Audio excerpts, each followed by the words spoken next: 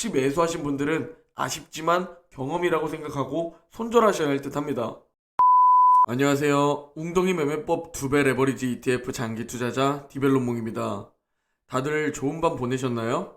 미국 증시뿐 아니라 전 세계의 증시에게 오늘 굉장히 중요한 일정이 2개 있습니다. 오늘은 짧고 굵게 중요한 내용들을 공유드리려고 합니다. 오늘 전해드릴 소식은 미국 액티브 펀드들이 가치주에서 성장주로 옮겨가고 있다는 소식과 러시아 2배 레버리지 ETF 티커명 RUSL이 상패가 결정되었다고 합니다.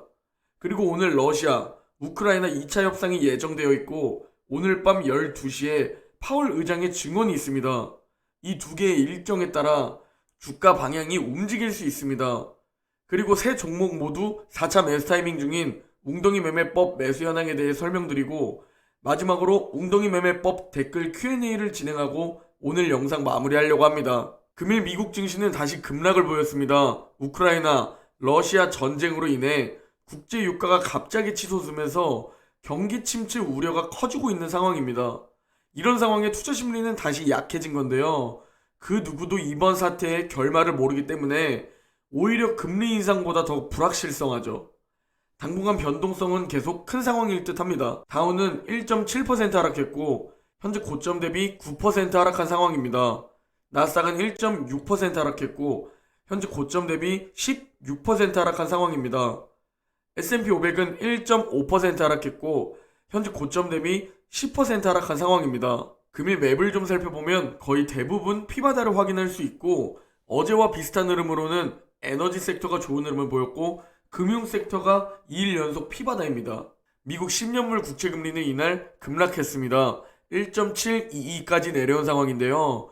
지금 현재 우크라이나 러시아 전쟁 때문에 예상치 못한 일이 일어나고 있는 겁니다.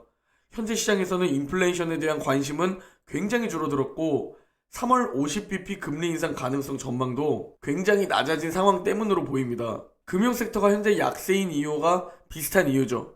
금일 공포지수는 19입니다.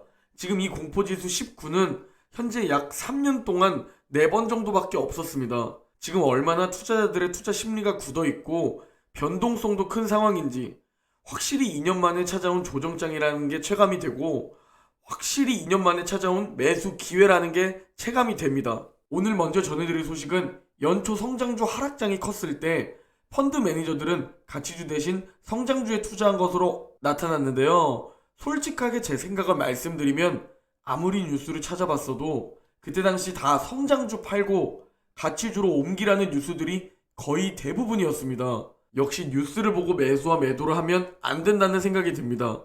골드만삭스가 534개 액티브 펀드의 분기 말 포지셔닝을 분석한 결과 올해 가치주에서 성장주로의 이동이 나타났다고 합니다. 골드만삭스는 연초 이후 펀드 수익률은 성장주와 상관관계를 보이고 있다고 말하면서 가치주를 팔고 성장주를 저가 매수한 것으로 보인다고 말했습니다.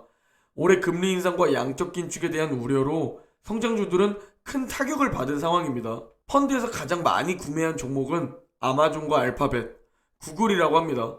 아마존과 알파벳은 이번 실적 발표에서 어닝 서프라이즈를 보여준 기업들입니다. 그리고 이번에 야수의 심장 서학개미 분들이 러시아 증시가 급락하자 과대 낙폭이라고 판단해 러시아 증시 2배 레버리지 ETF 티커명 RUSL에 176만 달러 매수를 했다고 알려졌는데요. 제재도 과하고 협상이 되면 다시 급등할 것이라고 판단한 겁니다. 하지만 갈수록 제재는 더욱더 심해지고 있고 전 세계가 현재 러시아의 고립을 원하고 있습니다. 그러면서 러시아 증시 2배 레버리지 ETF RUSL이 상장 폐지가 결정되었는데요. 결국 지금 거의 모든 서학개미 분들이 RUSL을 손절하는 사태가 나오고 있다고 하는 겁니다. 운용사 디렉시온 측은 러시아에 대한 제재로 제약이 생기며 권고에 따라 청산하는 게 최선의 이익이라고 설명했습니다. 이 소식이 전해지자 폭락을 보였습니다. 2011년 1652달러였던 종목이 현재는 5달러입니다. 약 11년 동안 수익률은 마이너스 99.68%입니다. RUSL은 미국 증시에서 11일까지만 거래가 가능하니 혹시 매수하신 분들은 아쉽지만 경험이라고 생각하고 손절하셔야 할 듯 합니다. 11일까지 그대로 보유하고 있으면 11일 기준으로 자산 가치가 결정되어 현금을 돌려받게 됩니다. 하지만 11일까지 더 하락될 것이라고 예상되기 때문에 계속 들고 있으면 손해가 더 커질 수 있는 예상이 되는 상황입니다. 그리고 오늘 굉장히 중요한 일정이 두 개 있습니다. 먼저 러시아와 우크라이나의 2차 회담이 개최될 예정입니다.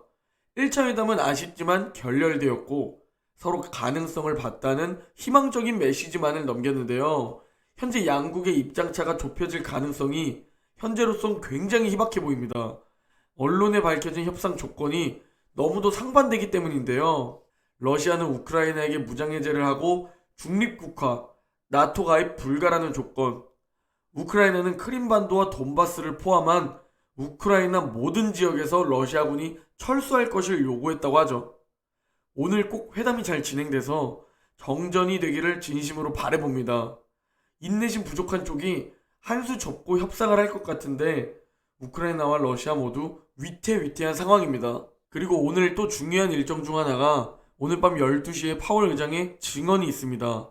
시장은 요즘 연준은 생각도 안 하고 러시아, 우크라이나에 모든 관심이 쏠려 있는데요. 파월은 오늘 증언에서 우크라이나 사태의 영향 등에 대한 내용이 나올 것으로 예상됩니다. 협상회담과 파월 증언에 따라 증시의 변동성이 오늘 클 수 있고 향후 증시의 방향성에도 중요할 수 있습니다. 지금 우크라이나, 러시아 전쟁으로 러시아와 서방 국가 간의 정보가 중요한 상황인데요.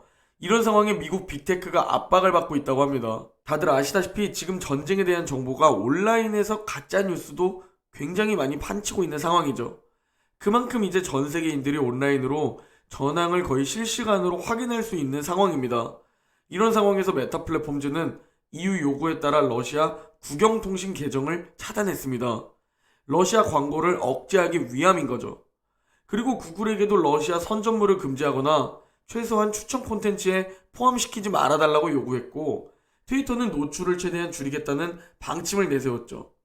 마이크로소프트는 윈도우 앱스토어에서 러시아 국영 매체 앱을 다운할 수 없게 한 상황입니다.